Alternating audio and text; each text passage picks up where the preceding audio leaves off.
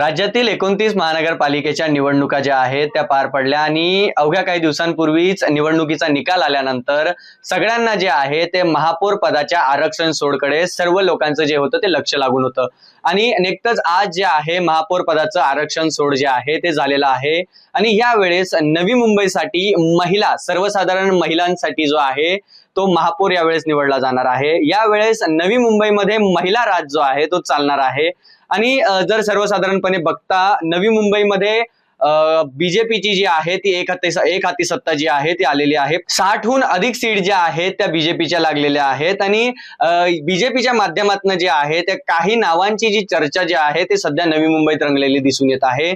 पहिलं नाव जर आपण बघाल तर नेत्रा शिर्के, दुसरं नाव माधुरी सुतार आणि तिसरं आहे वैष्णवी नाईक यांचं नाव जे आहे महापौर पदासाठी। यामध्ये जर आपण बघू तर माधुरी सुतार, नेत्रा शिर्के आणि वैष्णवी नाईक तिघही ज्या आहेत त्या सुशिक्षित उमेदवार असून जर आपण बघाल तर नेत्रा शिर्के ज्या आहेत त्या बीजेपीच्या पहिल्यापासूनच्या पदाधिकारी असून त्यांना चांगला प्रतिसाद जे आहे ते नागरिकांच्या माध्यमातून देण्यात येत होता आणि त्याचबरोबर माधुरी सुतार ज्या आहेत ह्या अगोदरचे जे महापौर होते माजी महापौर जयवंत सुतार यांच्या सून असल्याने कुठेतरी त्यांच्या बाजूनेही हा कल जाण्याचा दिसत आहे।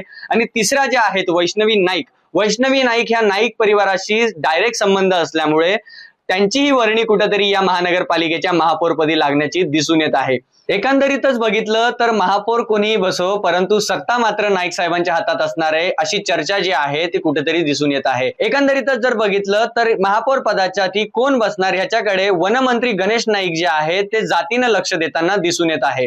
तुम्हाला नेमकं काय वाटतं, कोण बनणार नवी मुंबईचा महापौर? तुमचं नेमकं मत काय आहे हे आम्हाला कमेंटच्या माध्यमातून नक्की कळवा।